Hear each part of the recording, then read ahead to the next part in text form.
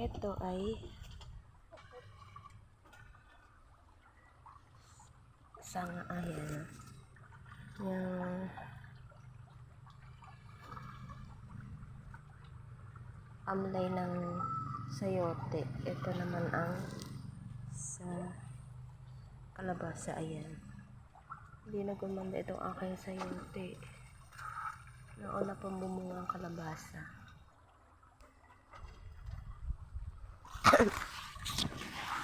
Saan ba nakakita ng talo?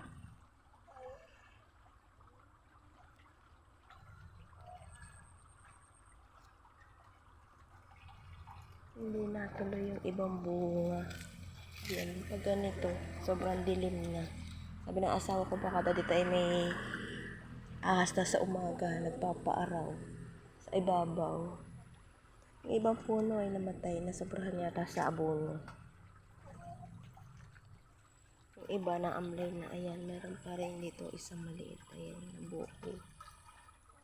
Parang nabigat na.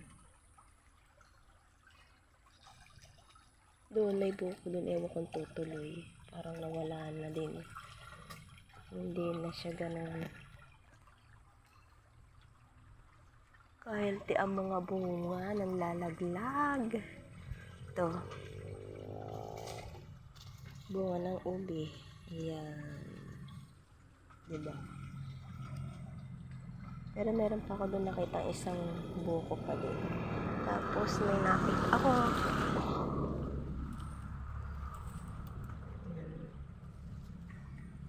Buko.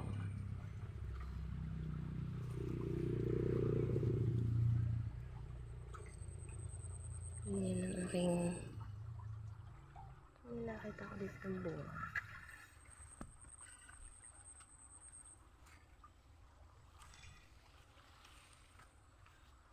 Ang puso ko.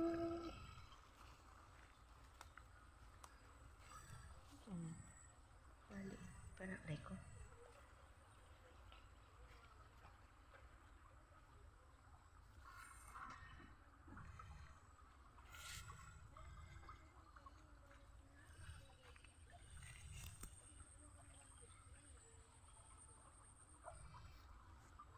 Maliit pa pala yung talong.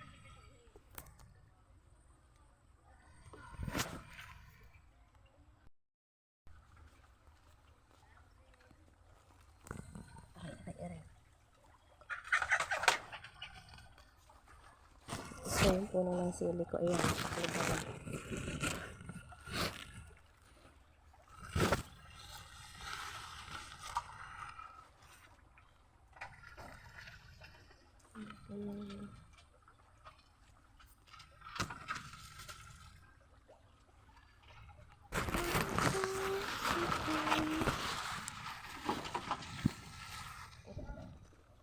Yan ito variety niya aking kalabasa. Suprema. Gutom na. Ayan. Ito ang puno. Ito ay aking tinalas para sabi ko hindi ganun kataas amlay atong kalabasa tsaka sayote. Kaso ayan, nagsisibula na. Yun na yung mga amlay. Ito rin na nga. Ito naman. Dahil po tingnan ko kung may itlog.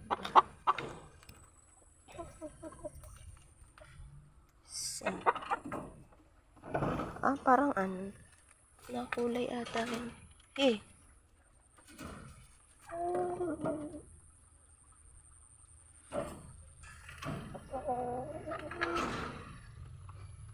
Ay, walang egg.